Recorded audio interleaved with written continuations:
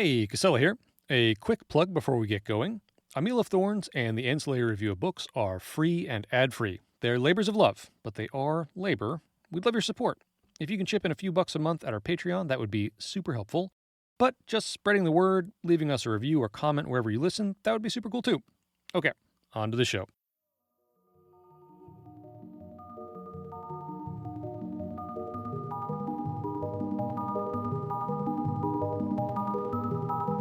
A critic is a creature who has views quite like a camel's. Flowers and fruit he scorns. In the flower garden of the honeyed muse, he starves unless he finds a meal of thorns.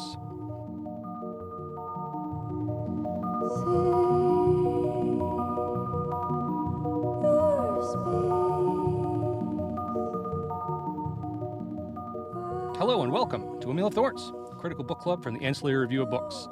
I'm Jake Casella-Brookins, speaking to you from beautiful Buffalo, New York. Each episode, we look at a work of some kind of at least arguably speculative fiction, and we ask critics, scholars, and writers to talk about how they work. If you're joining us for the first time, we do try to make these episodes accessible whether or not you've read the book, but we also don't care over much about spoilers, so if that's something you worry about, just be aware. So today we are talking about Gary J. Shipley's Dreams of Amputation, and I am delighted to introduce our guest, Sean McTiernan. Sean is an editor, writer, and podcaster. His show, SF Ultra, is one of the best long-form engagements with literary science fiction out there, and he has a truly daunting array of other series and miniseries, delving into other genres, individual authors, internet culture, and more. Sean, thanks so much for joining. My pleasure. My pleasure. Thanks for having me on. I'm sorry about the book, but we'll talk about it. But yeah. No, this is really exciting. I'm glad you reached out. How are you doing? I know we were talking about this before we started recording, but in brief, how are you doing? Yeah, fine. The weekend we're recording is St. Patrick's Day. It's funny. I always say, do not talk about being Irish when you go on an American podcast, and immediately, like, here's what happened in the Troubles, guys. No, but anyway, it's yeah. So I'm trying to lay low at the moment. I am actually drinking green Fanta Zero, which I realized just now is a horrible cliche, so well done to me, but otherwise nice. Fine, can't complain. So when I lived in Chicago, I lived like a block away from one of the major like bar intersections, and you would just the whole weekend you just had to stay away because it just looked like it looked like something out of this book, frankly. Yeah, I was thinking bodies on the like street, the aftermath of rain. Yeah, but apart from that, the weather is good. Can't really complain. I'm still, even though it was. And this sounds like I'm doing a plug, but I actually just have no interior life aside from the show. So I'm still kind of relieved after getting the Lanark episode out and stuff. Yeah, so cool. Kind of surfing out that for a while. So yeah.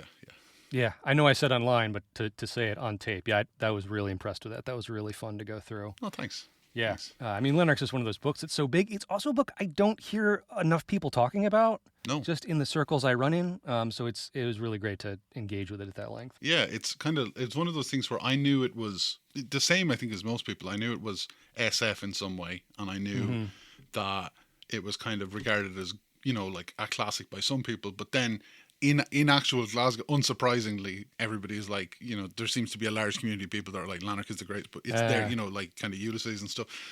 So it's interesting contrasting that, but I think there's a lot to gain in there. It's a lot more accessible, maybe, and it's more SF definitely than Ulysses. But it was great to talk about. I still feel like 6.5 hours. I only scratched the surface, but that's a good sign. So. Yeah, totally. No, it's really, really good. Before we jump into today's book, is there anything else you wanted to share about what you've been reading or working on? Anything good? Yeah, well, like this is the bit of A Meal of Thorns where somebody always says, I'm reading the complete works of Fredric Jameson, and I'm reading like the entire, Golden Pendants here. People are always doing such an amount of reading, and I'm just like, I'm reading the stuff for the show. That's like most of the stuff I read, I talk about. But, so...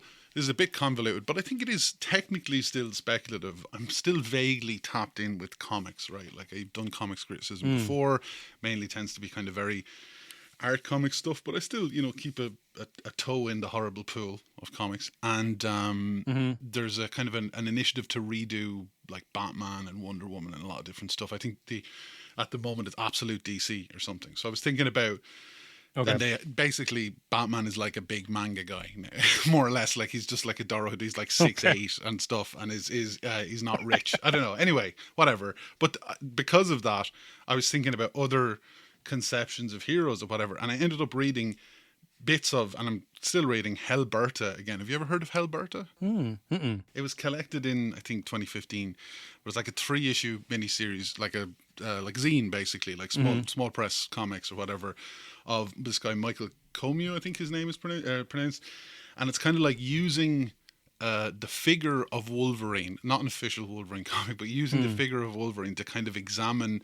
I think there's a really good phrase that's to kind of examine Canadian identity, right? I think it says here in the start, like, a blanket to throw over the invisible man that is Canadian identity, and it's kind of treating him like a Christ-like figure, but also it's like he's not an X-Man, and kind of the writing.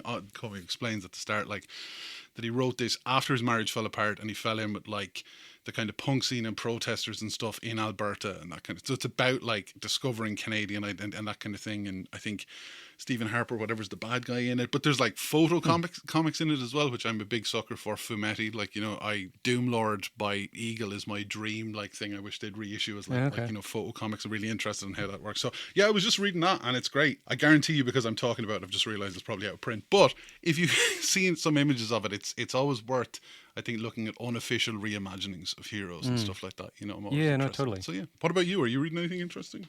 Yeah, I'm still clawing out of a stack of review things I need to do. One of which is Ray Naylor's got a book coming out here, probably out by the time this comes out, called Where the Axe is Buried. I'm trying to figure out what I think about it. I'm about halfway through it, and I'm not being like super struck by it. The one thing, so it's this near future. There's a lot of like a surveillance state, like sort of like they call it rationalized, these like governments that have been completely switched over to some kind of algorithmic thing. Okay. I should be honest, I'm not hyper impressed with it, but I've been thinking about how there's been a string of novels over the last, I don't know, maybe 5-6 years that are in this space, kind of like where cyberpunk used to be. Right. Because I don't think, like, cyberpunk's not really a live genre in writing. I mean, there's kind of an aesthetic that they use different places, but those kind of like leaning into like techno-optimism / techno-pessimism, you know, playing around with some philosophical ideas in what are basically thrillers, you know? Yeah. And there's not a ton of that right now, and I feel like there's this weird kind of vacuum where there's some books like this Naylor book that kind of fit in there. And I was also thinking about When the Sparrow Falls by Neal Stephenson, a couple other novels that they're all doing some similar stuff with like either AI or robots, but they're also doing something with kind of the image of an East-West Cold War type split, but I'm not sure what. I'm not sure they know either, or if they've just kind of like inherited that thriller Cold War mindset. But there's nothing today that quite maps onto that the same way. Yeah. And I don't know, it just makes me wonder what's going on there. So I don't have anything too coherent to say about that. Well, I think it's interesting, though, to say that, because I often find that with genre, especially now, is that there's almost kind of I sense sometimes it seems to be an irritable awareness that there has to be some sort of political context or something like that sometimes in the whatever generic form people are using, and the inherited politics thing, and the way that it's, especially in video games, you see it all the time, where people are characterized in ways, or nations and stuff characterized in ways that don't really make any sense, even the way people are antagonists or whatever. And it's one of those interesting things where if you treat it like an artifact and like are aware of it, it can be interesting, but otherwise it can just be kind of nonsensical, you know? So, yeah. It was making me think about the way that, I don't know how to say this exactly, but sort of like large-scale political conflict, there's less of an ability to reduce it down to like a 19th century political cartoon, you know, of like this big guy versus this big guy. But that's still the way a lot of especially the kind of like pulpier writing kind of wants to do that. Yeah, I know what you mean.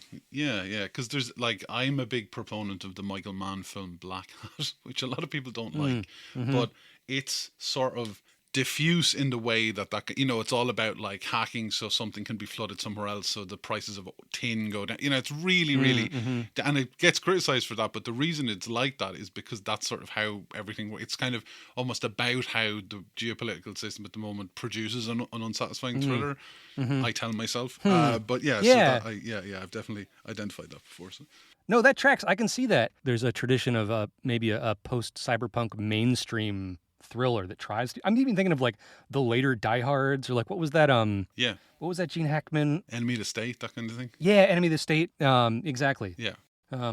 Interesting. Yeah. Anyways, all right. Well, moving on from geopolitics, maybe. Yeah. let's jump into this book. So today we're talking about Dreams of Amputation by Gary J. Shipley. This is a work of surreal body horror. It's drenched in violence, physical, sexual, philosophical violence, in some kind of dystopian near future, I have written down. It was originally published by Copeland Valley in 2013. It was recently republished by Erratum Press. Shipley has also written about 10 other short books in the dark horror weird direction, and they seem to have been pretty well received. This one has a blurb from Evenson, I think, and I read some pretty good reviews of some of his other stuff. And worth mentioning, he's also a Baudrillard scholar. In 2021, he published a book-length collection of essays called Stratagem of the Corpse, Dying with Baudrillard, A Study of Sickness and Simulacra, which we might touch on a little bit. Sean, why did you make me read this book? Well, so I think I gave you a choice for a couple of books in my defense, and then I also tried to change to another book in panic. But the reason I picked this one is when I started, so this is a little bit self-indulgent, but when I started SF Ultra, I kind of assumed a lot of the stuff I would be reading would be like this. Because obviously there was like the 70s stuff I bought when I was in Wales, which has become increasingly fictional, that is the thing I'm doing in the podcast, and I'm reading these books I got in Wales.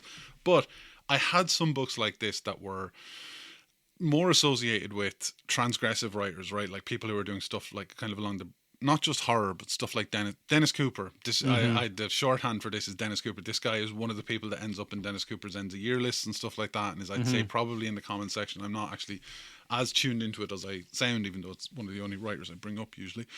But this kind of idea of transgressive people, they hate the term transgressive, and so do I, but it's a shorthand, you know what it means, right? Who are kind of like doing, like pushing text-wise, you know, like trying to be to be experimental in text. I've kind of ended up in SF sort of almost grudgingly, it feels like. There's a really, really funny, maybe not for the reason intended, Blake Butler review of this from when it came out in like 2014. That's kind of about how science fiction is lame.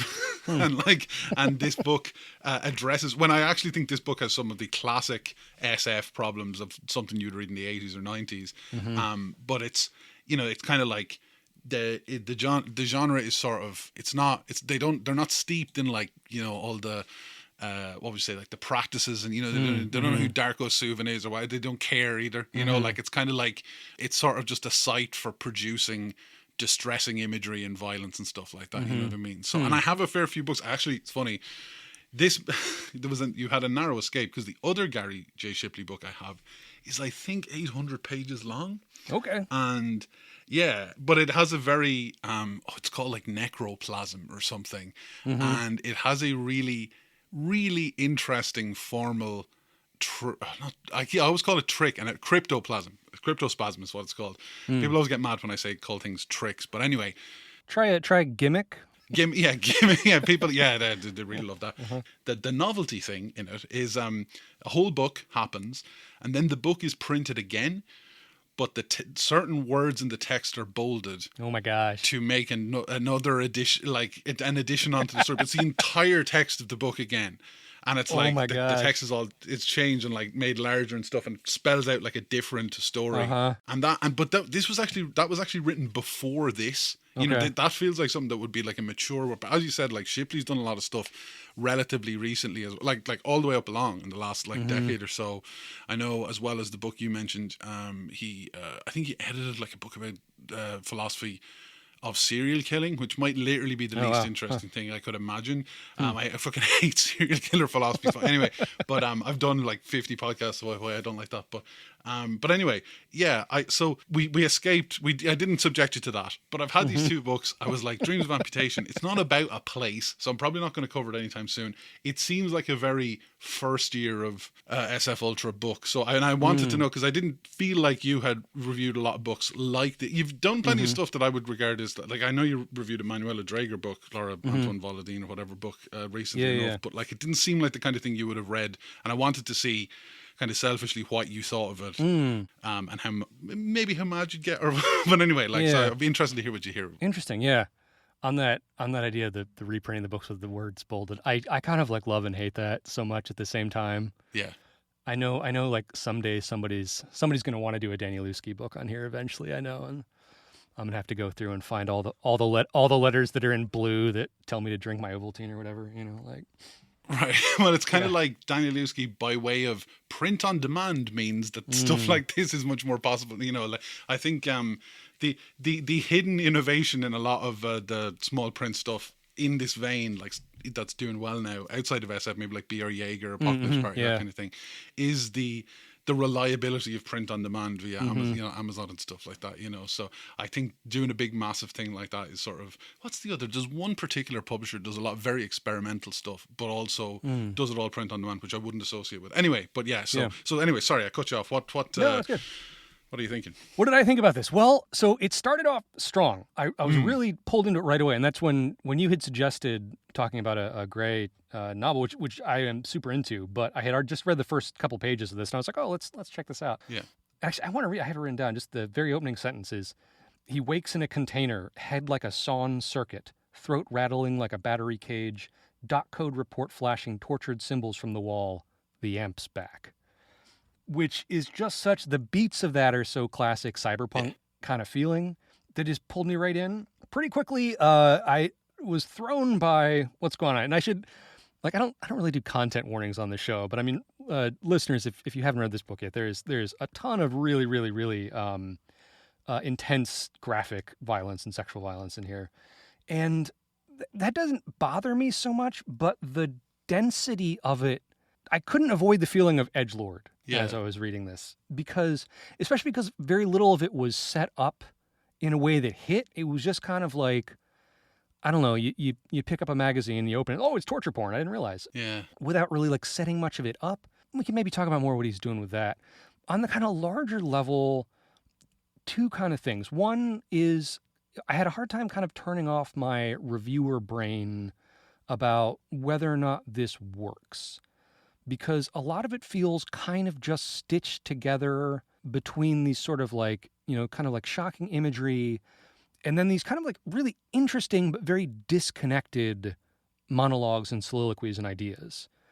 I found a lot of the latter really interesting, but the book, and I want to be clear, this is not a criticism in a vacuum. The book doesn't really feel like it knows what it's doing in terms of telling a story that pulls you through to these images and ideas. It kind of wandering is even too strong because it doesn't really have a center for a while. So I was kind of trying to let that go because, like I said, I don't say that as a critique in the abstract because I'm really interested in works that aren't being really plotty, or using really traditional forms. I'm interested in that, but I kept trying to figure out what it's doing, and we'll come back to that. The other big thing I kept having about it, it's interesting you mentioned kind of coming into science fiction almost by accident, some of this work, because I kept thinking how much of this book was was reminding me of the kinds of themes that a lot of one strain of science fiction does, including the cyberpunks, but going back. I thought of Naked Lunch on almost every page of this. And not just in its structure and what it's doing, because I think there's a lot of that, that kind of shock and imagery and idea stuff going on that's very similar. But a lot of the stuff language is a virus. This, I have no idea what Shipley would think about this. I was very amused by how often I was thinking about early Neal Stephenson, for example. Not in how this is not in how this is written, but in some of its core ideas. He has this idea that comes in later here about the what's it called? The horde mind, the horde self. Yeah, the horde self, The horde self. And this idea of culture and consciousness as these kind of viruses. A lot of this had ideas in it that I recognized from maybe early mid 2000s kind of new atheist philosophy interests, if that makes sense. Yeah. Early memetics stuff. There were one or two lines in here where I spotted, I was like, oh, this guy's read Dennett and has feelings about Dan Dennett. But the book didn't feel like someone who's really drawing on or influenced by a lot of those later writers like Stephenson, right? I was thinking about Burroughs. I was thinking about Dick, particularly things like maybe a Scanner Darkly. I was thinking about people like Ballard and Harrison, but the idea of it getting into science fiction by accident, kind of coming in from a different direction, that kind of tracks to me. It feels like all of these, ideas and things he's experimenting with, or not experimenting with, but trying to express. And it sort of winds up looking like this dystopian cyberpunk novel, but I don't really think it's in that tradition, even though it's sort of drawing from the same well. Yeah. Yeah, so that's kind of my immediate take on it. Interesting, yeah. That's really that's very astute. Unsurprisingly, that kind of I did steeple my fingers and furrow my brow when you said Neal Stephenson.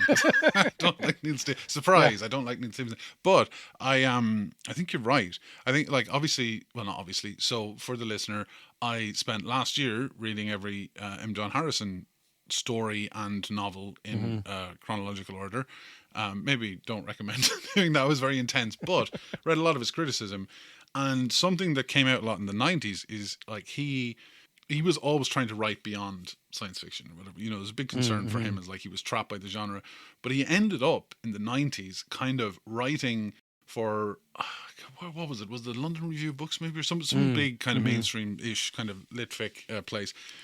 Where he would basically, he had a kind of a series of reviews almost, not formally connected, but where a lit-fic person, and I don't know, like a big deal person, would attempt science fiction like Updike or someone. And Harrison would come in and be like, you're being too facile about science fiction. Like he ended up outside of his own argument where you're like, you're actually not taking it seriously enough, even though, you know, the whole, and I feel like a little bit of that, like even, you know, I think I'm not sure if I mentioned this before we were recording or not, but like one of the pieces of context I have for this is Blake Butler, who I actually reviewed his SF novel, one of his SF novels, the most SF novel he has, probably uxa.gov, on my show, and I actually think that's probably a more successful take on this kind of series of images kind of thing than this maybe. But he reviewed this for Vice, and Vice magazine early 2010s is 100% the vibe of this, if anybody is still considering reading it. And it like this list of like, here's what science fiction doesn't do. You know, it can't do dialogue. It doesn't do, I hate that everything has to have a premise. Why is all the writing shitty? Why does everybody sound human? And it's funny because he was enumerating these problems, you know, and like one of the things I've found most gratifying about science fiction is there's so many polemical things by science fiction writers. It's actually, if you don't like science fiction, you should read science fiction criticism, because a lot of it is writers saying the same thing. And I was reminded of, I think it was probably because it was linked on your site, Christopher Priest's Hull Zero Scumthorpe 3 or whatever, where he said, you know, he describes that book and he says like the important words are bolded, the paragraphs are short, did we fight and die in vain or whatever. But like the problems he enumerates, like Butler in that article, are kind of problems with the book actually. Like a lot of them do happen in Dreams of Amputation, but I think, you know, maybe it's not really, to me it's not like they don't, you know, there isn't that much of a grounding maybe, but there's a sense that like science fiction is just a thing that can kind of be used for, and it's funny that Evenson is the blurb for it, because the way Evenson engages with genre, he gets every single thing he can out of it. You know, like when he does crime fiction, he really, really understands like how crime fiction works and always turns it to the thing. Like when he's doing science fiction, he's doing a very specific kind of mad thing with it, where he's replacing the way that science fiction normally approaches Christianity specifically with Mormonism, which is class. Like, and I wish more people write about that, honestly. But like, it's kind of almost, it can also be like it's a shorthand. It's like we're going to use this to produce all these kind of gross images, you know. And it does feel like sometimes, like Pierre Guyotat is like, he's a writer. He's a French writer, very, very I keep saying transgress. Intense is the other word I say all the time. I'll say that. French writer, like very difficult to read, very ultra violent books, ultra kind of confronting books.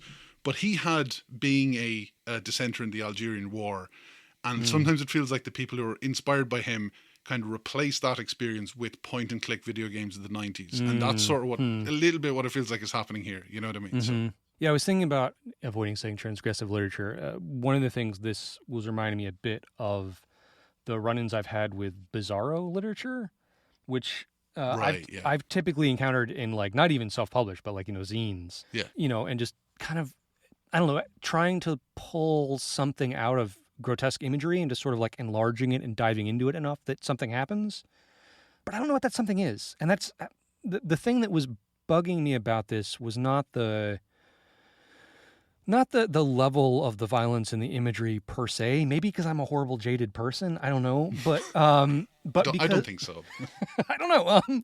Like I could just imagine, like, I don't know, there's so many paragraphs here where I could imagine showing it to someone and them just being like, "Whoa," you know? Yeah. The guy who constructs the sex doll out of like duct tape and a live rat. Yeah, that's one of them. But again, that scene was not connected to anything. It had, particularly there's that later section where I don't know if it's totally clear that Nolan is the viewpoint at that point, but I think he is. There's just kind of a television or something just changing channels. Yeah, changing channels. Yeah. Right. And it's just kind of showing just horrific image after horrific image after horrific image. And it kind of feels like you, the author, are trying to shock me, I think. Yeah. But who do you think I am that I would be shocked? Like, who are you writing for? Are you writing for people that sort of don't get you and your milieu that you're coming from? And why do you think they're reading this? Which I don't like to get too deep into thinking about what the author's thinking. But yeah, that was, again, I kept kind of like writing down edgelord in the edges of the text. Well, it's a pity, like a lot of the stuff I do, unfortunately, and I think this is because I am probably like whatever I clicked on when I was like 12 has doomed me with this for the rest of my life. But I always end up in and around the kind of people being like, what if there was a dead baby? Or, like all that kind of like, Sorry to laugh intense at stuff, that, but yeah. And it's like, yeah, no, but like that's how it's presented. Like, actually, that's actually specifically for me a personally upsetting image. Yet I have read so much of this stuff, I'm like, okay, all right, here we go. Like there's specific ideas in this that feel very Burroughsy, like you said. The text feels Burroughsy, but even the like, there's like where the scene that I actually sent to a friend of mine, but I also read out loud a part of it to my wife, and I said, I've asked someone else to read this. and Lisa said, like, what the fuck have you done? Why did you do this? Because it's about like when the guy discovers the person whose life he inhabits. He kills a guy and he takes over his life, and he finds that the dome of his apartment have like 20 like sentient sex kind of beings in it. That one of them is like a 25-foot tall woman. There's a lot of transphobic stuff. There's a horse with a like, and then there's like a and there's stuff about child abuse in it as well, right? And it's kind of, it's treated as a bit of a punchline, right? And I think I was thinking, and this is why I think books like this sometimes, even if they just seem like they're trying to shock, maybe I give them a too much leniency, but I was thinking it is interesting to me that like that came up a lot, like weird stuff about both modified people and everything and child abuse. That came up a lot in other stuff that I've read that be cyberpunk adjacent or that. And then even the Harrison book Nova Swing, which is a much more, it seems like traditional detective book, has elements of that in it. And I think, is that because there's a kind of an willingness or not willingness, like a desire to deal with the fact that element is in the internet and is in and is embedded into so much of it, like, and that kind of awareness of it is there, and it does. Or is it because that element is because the style comes from Burroughs, who himself was a child abuser, like, and is that part of it as well? So there's kind of interesting tensions, and I think when someone is pushing to shock you, like you say, who the audience is, maybe it's them, maybe it's the writer themselves, and maybe they're writing this to try to see what extremity looks like to them, and you can tell something about them from their conception of extremity. That's interesting. I was another one, like alongside the Stephenson very strange comparison. The other one, do you by chance know Tad Williams writes like big giant fantasy books? Do I? No, I don't think so. I'll be honest, I don't think so. His big stuff I want to say was late 90s. I'm pretty sure he's still writing, but he's still writing. But he had this sort of like late period cyberpunk massive tetralogy. It's like 4,000 pages, which was not a problem when I was 17. I don't know if I'd want to read it now, but that I was thinking about through this just because that series, what's it called? Otherland? Yeah. City of Golden Glass or something like that. Yeah, City of Golden Shadow. Yeah. So yeah. The basic plot of that whole thing is that there's this highly developed virtual world, very, very mid-90s, cyberpunk kind of idea that people go into, and it's sort of like everting into the world or something, becoming more real or something. But it has this really strong thread in it through a lot of the kind of interstitial material and like chapter epigraphs of giving the sense of society just being sick. Like I remember it has this whole thing about this style of music that is played so loud that people die from it. All of these sort of like really extreme, like just feel like, I don't know, feel like right-wing newspaper kind of like, look at how many tattoos this guy has, kind of thing. It had this like internet strip club that people went to where instead of peeling off clothes, they peel off their skin as this sort of like image of how decadent things are online. Yeah, right, yeah. And so reading that was in my mind a little bit while reading this and thinking about how I don't want to ascribe a particular political bent to cyberpunk, but thinking about, because it's such a big thing, lots of people writing in it. Yeah, of course. But thinking about how this sort of like background feeling that maybe we've become a bit unmoored socially and we don't have the guardrails on because of this technology around us and the ease of accessing porn, of accessing torture, snuff, or whatever, is sort of like, I don't know, almost this kind of like hole in the skull of society that's like letting stuff out or letting stuff in that shouldn't be, as this sort of like conservative background fear in a lot of cyberpunk adjacent stuff. And this just feels like that just like ramped up to like its logical extreme, right? One of the ways, as I was getting into this, and after I kind of like gave up on it having a kind of coherent plot, which again, like I think is kind of fine. I think that's kind of fine. It might be better if it had something to play through. But one of the things I was thinking about it is as almost this, I don't want to say like disassociative state, but as almost this kind of like when your mind's just drifting, when you're falling asleep and just flashing through all of this stuff, as that kind of being what it's doing and trying to grapple with like how much horrible stuff is in there that's coming up for whoever the sort of viewpoint of the novel is. Yeah, I mean, I think honestly, a lot of these, when especially around the early 2010s, maybe, like a lot of this stuff is just basically trying to, emulate clicking around on the internet. And it's like, and how, because I often see people saying, oh, Twitter is it's totally fine to criticize Twitter. Just before I go on, I'm not saying this is a bad thing, but you're not, the human mind isn't supposed to see this horrible thing beside this good thing. Right. And I'm like,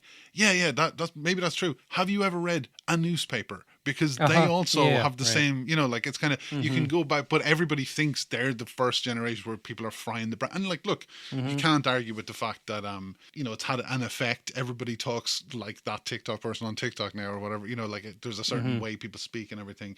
But, I'm particularly sensitive to the attention span stuff, which didn't come up as much here, but I always think is very glib and is kind of used in a very, another conservative kind of thing that people don't. It's always framed as like disrespecting art, so you can kind of launder it that way. But whenever somebody starts talking about attention span, I'm always like, you were just saying whatever your dad said to the TV 20 years ago.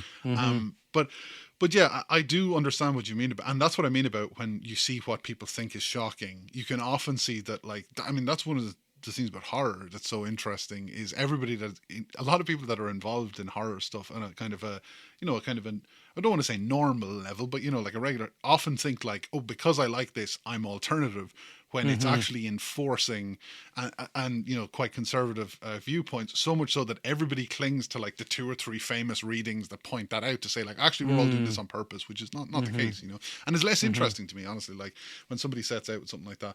But I do think like, I have to say before we go on, I do still like this book. I did enjoy it, like, and I did feel like that kind of cascade of images, like, honestly, the Blake Butler, and it was clearly inspired by this, but the novel that Blake Butler came out with last year, which is just kind of 260 shots, like it's presented as shots, right? Like almost, it's almost like a script, and it describes what you're seeing on a screen.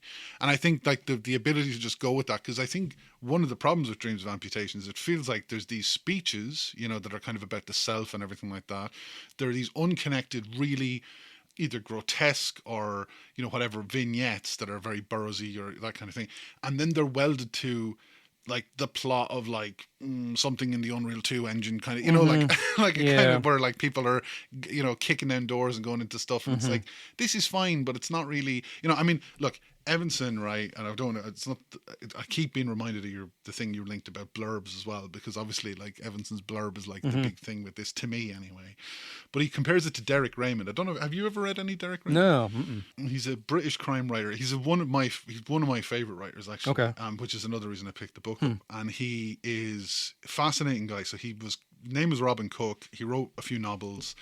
He ended up being he actually in real life had the job that, I don't know why I know this, but Barney had on How I Met Your Mother, where he would sign his name on documents for criminal enterprises, basically. Okay. And he could come across as posh. So that went bad, surprisingly. He escaped to the, I think it was like somewhere in Europe for a while, came back to London. There subsequently was another famous writer called Robin Cook now, renamed himself Derek Raymond, and he wrote these books about London crime. And he actually, the dead body in the first book is basically him. He kills Robin Cook in the first book. Okay. It's called He Died with His Eyes Open. But his conception of London, even if it was written in the 80s, is very 50s and 60s. You know, like the cops call bad guys villains, which is not something they did even in the 80s, you know. But it means that even though it's kind of with an 80s sensibility, because these books are some of the most graphic books, I think they actually are the reason British crime books tend to be a lot more graphic, or this series. Well, there's a famous one is called I Was Dora Suarez, which is about a guy called Tony Spavento, which I think is the Italian word for like cruelty. Anyway, who like brutalized, and it's so gory. It's really, really intense. But there's the word again. But it's very post-war. So even though it's set in the 80s, it's very like in the shadow of people who were in World War II, and like has that kind of sense, that oppressive tension.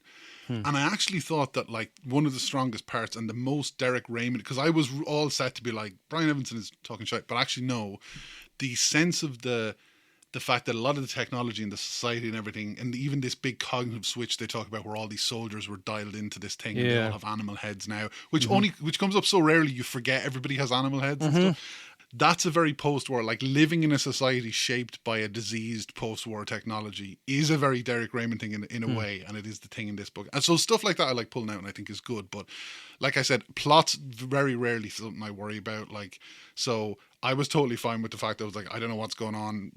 I would press, at various points I felt like I wanted to press, start so I could get past the kind of the, what are you doing in here kind of thing to get back to the weird stuff. Yeah, the plot, such as it is here, is interesting because it attempts to do a kind of cop beat thing, right? Like it doesn't quite know what the procedural is, but it's basically a procedural, cop kicking down doors looking for stuff. But it keeps losing track of that.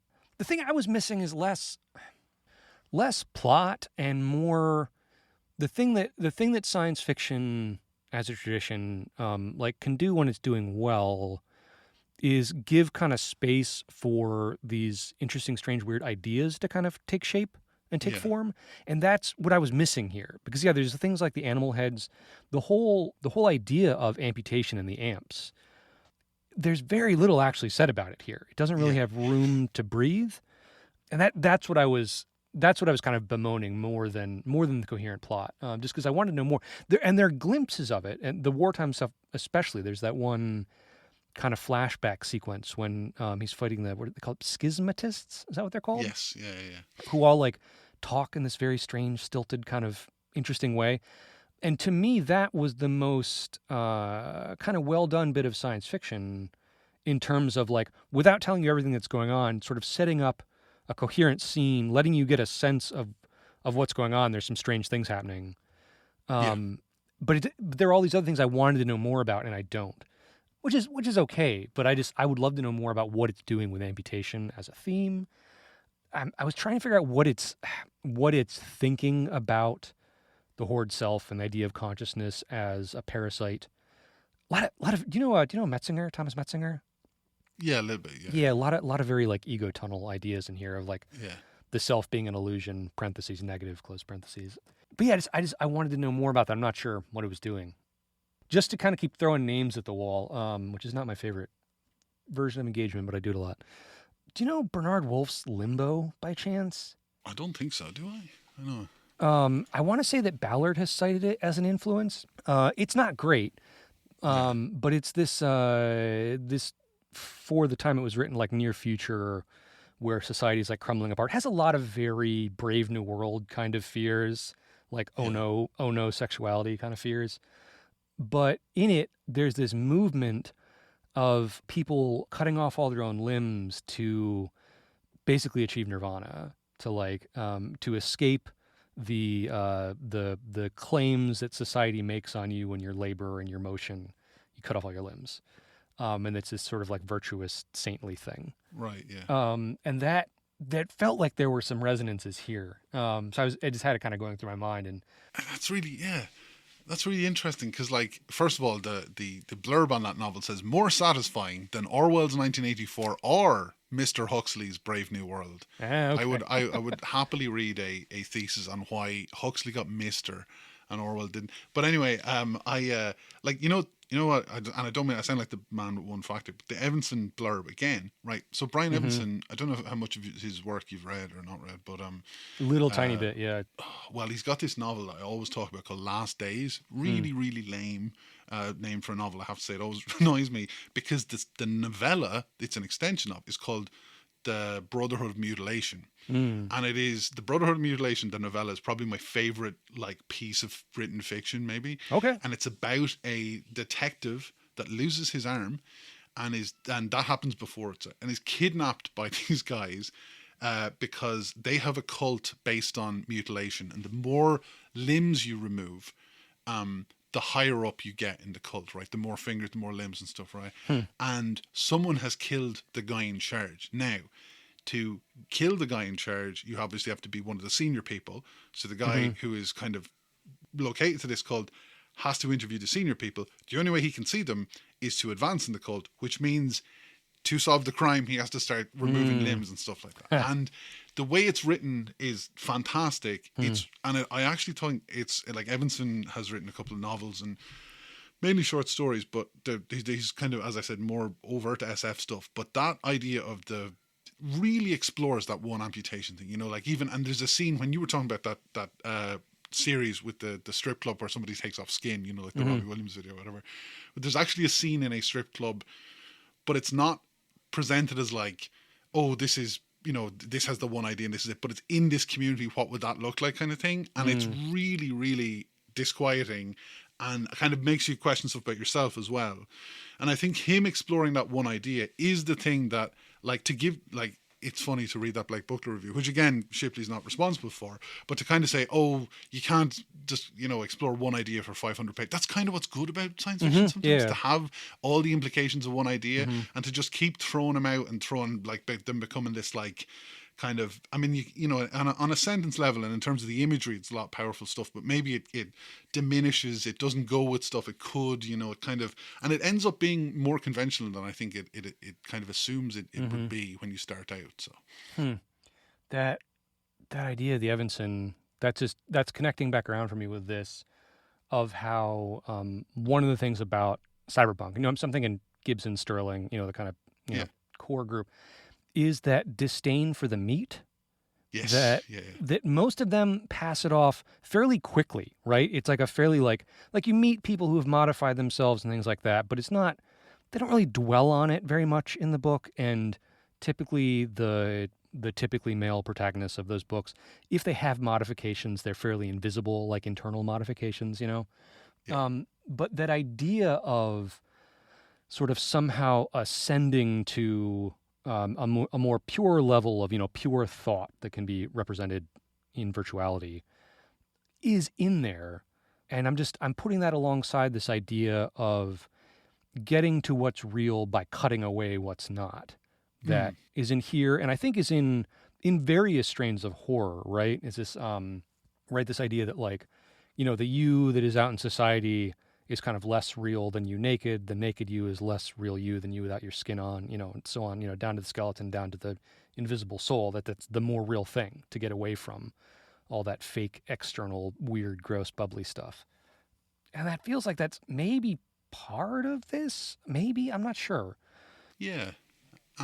There's definitely is an element of that, right? And this idea that people are, like, destroying them. You know, there's that very, I think, well-written scene very early on where it's about him, the security guy who, like, vaporizes a body. I don't know if you could say human, but, you know, a body, and you see the body kind of going to, and then soldiers, like, oh, they kept their heads, you know, it was such a Warhammer 40,000 thing, right? They kept their heads somewhere else, and then they never got them back, and then they in Who's Who and all that kind of stuff. You know, that's there. What's funny is it made me think, like a lot of when I think about cyberpunk, first of all, the idea is I can almost always locate them earlier to me. Like I had a lot of that with Ballard when I read Crash. Me and Matt both kind of went like, oh, why would you read cyber? Usual kind of iconic classic bullshit I come out with.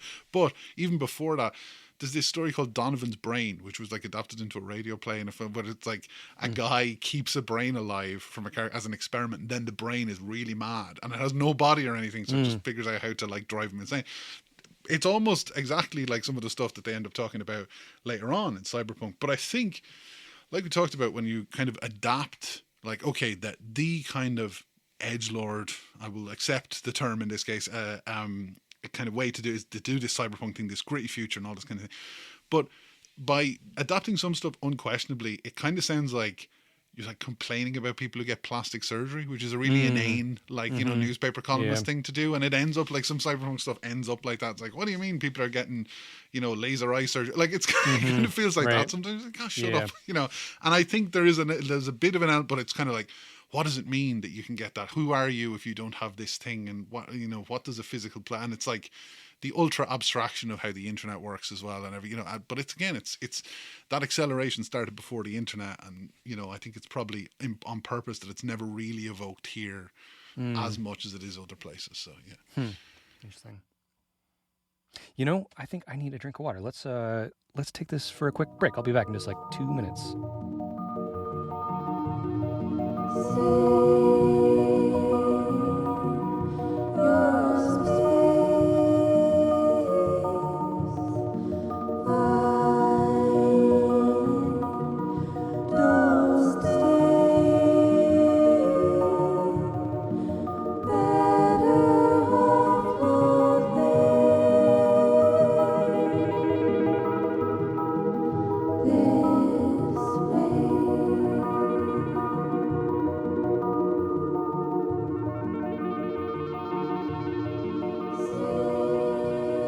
Okay, so to keep us into Blurbland, I picked up and read a couple chapters of his philosophy book, which is from 21. And, I've been throwing around edgelord while reading this, throwing around these sort of somewhat derogatory or at least skeptical things that were going through my head while reading this. And I have to admit that my reading of this was colored by picking up his book on Baudrillard first, because the first blurb on this is from Nick Land. Not Nick Land. Oh, Nick no. Land. Yeah. Oh, God. The long shadow of the CCRU. Yeah, no, that's unfortunate. You can't really, there's very little you can do with that, right? Yeah. So yeah. I happened to get Stratagem of the Corpse before Dreams of Amputation came in. So that was kind of my first Shipley encounter, was turning over this book and like, oh, there's Nick. Yeah. Which, it's a blurb, it's on a book. I have no idea what that means in terms of his involvement. But that made me wonder about some of the themes in this book. And if listeners are not familiar with Nick Land, I don't know how to quickly sum him up. Good luck. Yeah. But he's kind of he's almost romantic, right? Like he feels like an actual Lovecraftian figure in like the far right. You know what? You're not wrong. Like he saw a big monster and he was like, actually, I've invented a way anime can be even more racist. Yeah, like exactly. Kind of, yeah. Like the quote unquote dark enlightenment and like alt-right and all the neo-reactionary stuff. Like most of them are just like clearly on their faces idiots. And then Nick Land feels like he's maybe actually really intelligent and then saw something terrible and went insane. Well, that's the thing, isn't it? Isn't there literally a story that he took too much speed or something? And I'm not 100% sure in the details, but like he's talked about. He called it like a fanatical breakdown or something like that. That's pure Lovecraft guy thing to do. And he is not disconnected from like the worldwide neo-reactionary fascist collapse going on right now. And his big thing is nihilism. So I was thinking a lot in this book. This Dreams of Amputation feels like something that is explicitly sort of about nihilism, if you can say that, and thinking through what that means. And I was, and that that's too big a topic to quickly get into on a science fiction podcast. Keep this to 15 minutes. Going to be a struggle if you try to. I was just thinking about the way that like nihilism, I think, can have two kind of forms, or maybe like we could do this on like a 2-axis chart, right? Right. Yeah. So there's nihilism that is, useful in that, like, it destroys something illusory that you would be better off not having. And so in that sense, it's good, right? There's a strong strain of nihilism in some kinds of Buddhism because you're trying to get through the illusion, blah, blah, blah. Yeah, of course, to get to the zero. Yeah. And then there's, negative nihilism, which is like getting into sort of just do whatever is awful and feels good because nothing matters, right? That kind of like really baseline, very teenage kind of nihilism. So that's the y-axis. And then on the x-axis, I would put, is that x and y? I don't remember. And then the other axis, I would put like boring and interesting, right? Yes, very much so. And I feel like this is probably on the negative, but maybe interesting quadrant. Right, I'm not sure. Yeah. I don't know what to say about Baudrillard. I don't want to pass myself off as a Baudrillard expert, but reading a couple of his chapters of this, I was thinking about how much of, when I read, The Transparency of Evil and what was that, Cool Blue Memories, alongside, like The Perfect Crime and a bunch of his other stuff when I was a young philosophy student. And one of the things I was impressed by with him was his sort of willingness to poke at and say, this thing isn't real. That you think is real. And I think there's something in philosophy, there's something really valuable about that, about saying, here's this thing that socially you think is real, maybe it's not. What then? And that's something that, from a different angle, that's something that science fiction can be really good at doing, right? Is like, step outside of this world you're in, into this fantasy world, and suddenly some of your assumptions don't hold. Maybe you'll find that those assumptions still don't hold when you come back to the quote-unquote real world. But I don't know what to make of what he's quite doing with that sentiment, with that kind of nihilism in Dreams of Amputation. There is something there, and I feel like if I studied this book and reread it and reread other Shipley stuff, I don't know that I'm going to, but I feel like there is something there. Circling around the Sage, Johnny Jr. in here. Yes, the Sage, the Sage figure, and this idea of sort of like, who the Sage feels like almost literally a homunculus, right? Like feels almost literally like the little tiny soul that's inside your soul looking at things happening and knows everything and is hard to understand and is trapped in the system and trying to escape, which is also what everyone here is trying to escape, right? Like we don't quite know what Nolan's trying to do, but he's trying to get out with his, I don't know if it's his wife or his partner. We meet his Grice, who I think is he another police guy? I think so, yeah. Yeah, who has kind of like a different escape plan. There's this feeling of wanting to get out that's very strong here that I think connects to some of the stuff we're talking about with cyberpunk, some of the stuff with the sort of disdain and horror for the body and wanting to get beyond that I want to find a way to read that in an interesting way from the kind of nihilistic perspective, or maybe the sort of, Jean Baudrillard's thoughts about simulacra and the corpse. I'm not quite sure how to, but I feel like it might be there. Yeah.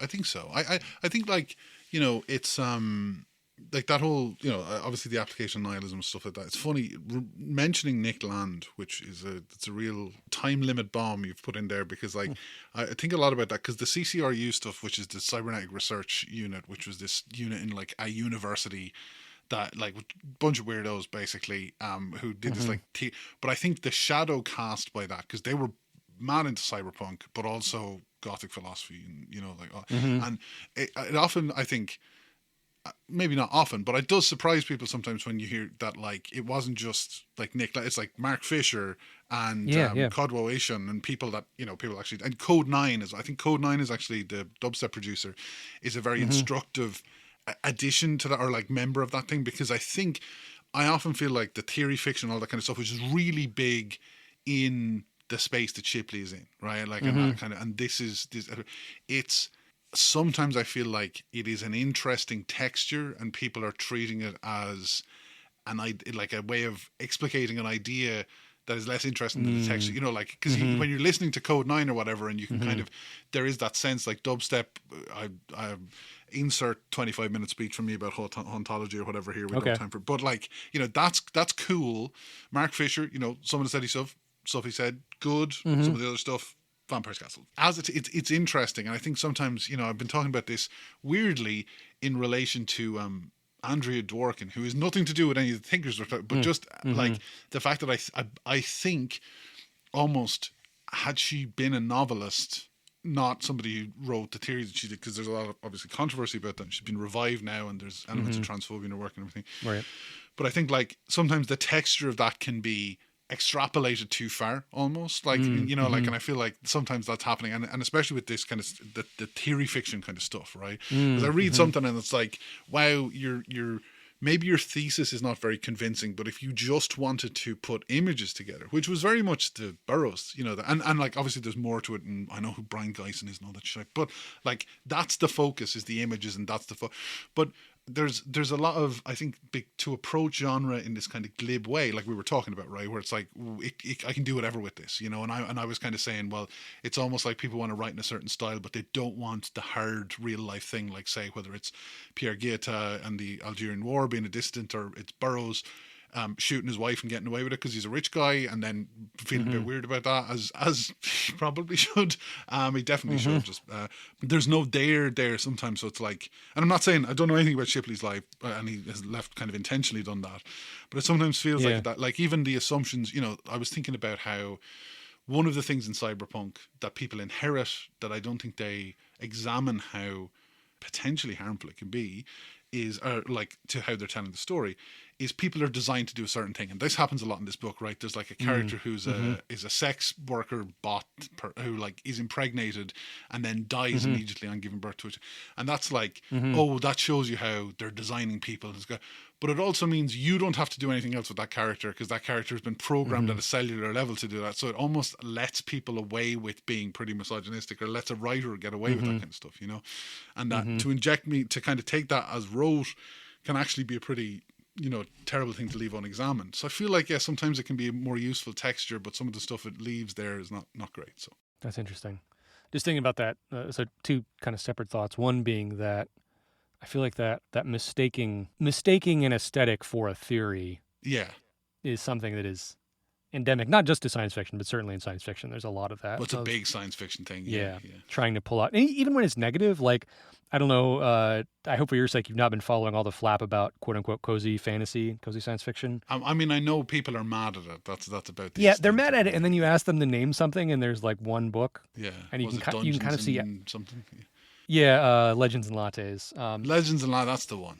The critiques about that book are like accurate and on point, but it's not like a theory. It's just like a book you didn't like. And the fact that you can occasionally see some similar things happening elsewhere doesn't mean that there's a coherent theory behind it. And this idea of like, kind of like assuming that a book like projects a theory, rather than just like has some similar features with other books. Thinking of the cyberpunk aesthetics here is a mistake. I had another thought about, people being programmed with purpose and how that has hidden misogynistic and transphobic thoughts in it, but I've lost it. I mean, that's it though, right? Like that, it can often be, you can sort of blame not even that, and I'm not even, I would say in this case that like you can blame the makeup of the cast and stuff being like, well, society has made it so that you can't, like no women are ever going to be anything other than programmed robots in this, and it's all fellas having a fella off, look, some of them have horses' heads. What can you say? Like it can get a bit like, and you can almost feel like, oh no, I want to explain my thing, but the other stuff is unnecessary because it's fantasy. And I'm run up against that in science fiction all the time, especially when you're reading stuff in the 50s and 60s, where it's like, we can imagine, interfacing, having a war with the color blue from another dimension, but no women can drive the spaceship. The usual stuff we always talk about. But it just feels like more of that. Like, and I think cyberpunk is often really, really, because it has the veneer of political awareness and it's but making the same critiques in some ways for 50 years almost, it can kind of make people feel like they don't have to go into that stuff more. Yeah, not to make up theory terms off the cuff, but maybe like polyessentialism, like this idea, that things are always, that agents are always reducible to some sort of like preformed cause and purpose. And all the horrible stuff that flows from that. And, that can be literally true, if a character is a sex bot, as I think that's what all the horrific harem murders are. I think they're bots. I feel like that. And the way they're murdered as well is gross. Yeah. Anyway, so yeah. But I'm also thinking about the way that so much of the earlier cyberpunk stuff, the 80s, 90s stuff, maybe they were reading it, but it feels like it predates evolutionary psychology entering like popular consciousness, right? And this also lines up with some of the kind of like new atheist philosophy angle that I think I'm detecting a bit of here too, right? Right. That that people are just robots and robots have a purpose, and you kind of like, I don't know, that steps away from being able to think of them genuinely. If Right, everyone is yes. just a robot designed to do a thing, including like natural born humans, because that's how genetics work according to this way of thinking. Yeah, what I think is interesting to me about that and cyberpunk is that often when science fiction people, because like I didn't say it, but the concept of my show is I didn't like science fiction until 2 years ago, and arguably still don't like it in some ways, but I do. But I'm kind of new to the whole thing.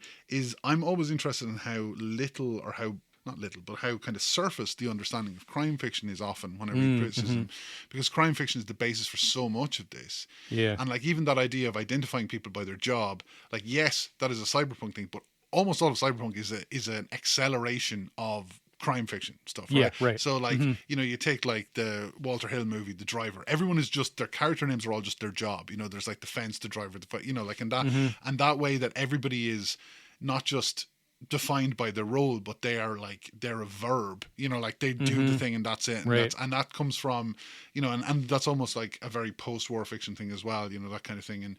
And even the idea of people being this expendable and for something, and this ease of getting rid of people and dispatching them and stuff, it's all very post-war kind of crime stuff, and it is replaced with the internet thing, but without the understanding that a lot of that has developed, it kind of seems like it just started with cyberpunk. But yeah, it was there before that as well. But I do think it can definitely cause a problem when people are trying for big ideas but doing it with kind of paper cut out people, So What else did you want to touch on before we wrap this up? Yeah, no, I think that's the main thing, I still think I liked passages of this book a lot. I think I will read more Gary Shipley, but I am so I have to say, like, I am so forgiving of a lot of this stuff. And I think part of it is because how much shipping I have to pay in it sometimes.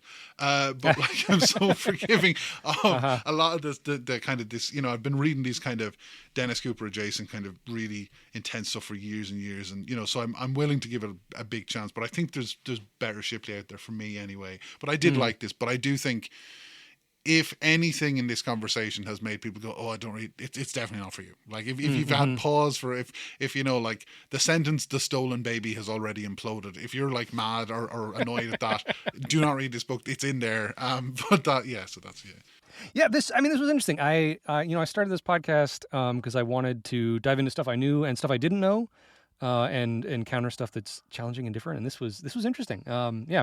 Thank you for making me read this. It was really interesting. Before we get going, anything else you want to plug, you want to share, you want to remind people what you're doing? Well, yeah, so SF Ultra, or patreon.com/SF Ultra. Not every show is paywalled. Yeah, so that's the podcast. It's also on like Spotify and stuff like that.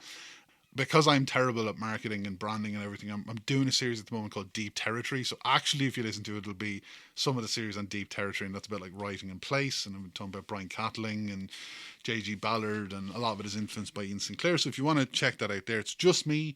The episodes can be very long. The last episode I put out was 6.5 hours long on the main feed, which is an anomaly, but I try to engage this stuff honestly, and I'm really enjoy hearing from people. Comment section is always very good as well. They know more than I do. And the next episode is probably going to be Poor Things, which was you may have heard, listener, that I kind of suggested maybe we cover on this, but I am interested in talking about kind of poor. I'm doing a lot of like more canonical stuff than I did, because the first year is a lot more stuff like this, right? And then like I kind of tended to move into more. But yeah, if anybody was interested in checking it out, that's about it. I'm not at the moment writing or doing anything anywhere else, so that's kind of the main thing. So listeners may have heard me talking up elsewhere. Again, I don't want to embarrass you and put you on the spot, but I'm really impressed with the work you're doing on SF Ultra, and the other sub and side series you're doing. They've been great. The Deep Territory on Catling, I loved. Oh, good. That, yeah. My wife is involved in theater and other things, and we listened to the part where he was talking about teaching, and we're just like flabbergasted. I mean, I just stopped it, rewound it, listened again, like sat on the floor. Yeah. Just such a phenomenal, conception of what it is to be like, an artistic being in the world and trying to shepherd other people into finding out. Yeah. Such a complete understanding. Yeah. Oh, just really, really wonderful. So, great. Sean, thank you so much. Thanks for reaching out. Let's do this again sometime, or you can have me on, and I will make you read the entirety of Neal Stephenson's Broke Cycle for a future culture. Finally, I can find out what all those numbers mean. Yes. No. Thanks very much, and I appreciate coming on. A Meal of Thorns is a podcast from the Ancillary Review of Books, an online magazine founded to address the radical possibilities of criticism, with a focus on speculative fiction, world literature, and utopian impulses. Go to ancillaryreviewofbooks.org for regular reviews, essays, interviews, and more. Our opening poem is by Barcha Hari, translated by John Bruff. Our music is by Giselle Gabrielle Garcia. Our artwork is by Rob Patterson at The Ratio Farm.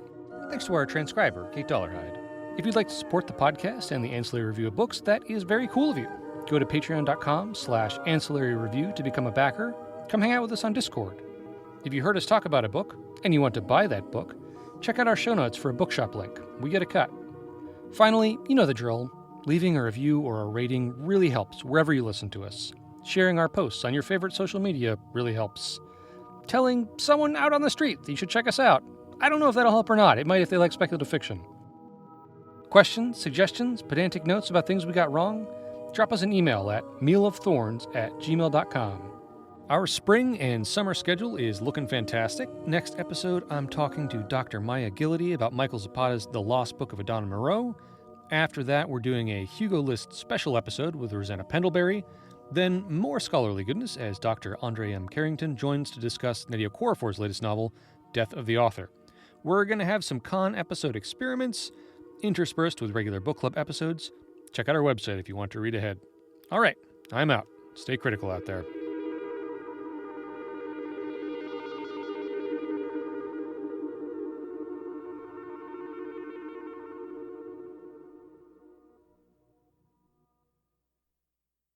I was thinking of using the dead babies as an excuse to get you on an Irvine Welsh rant, but I'll save that. Oh God, Irvine Welsh, the biggest landlord in Dublin. Well, he's not the biggest landlord in Dublin, but like, yeah,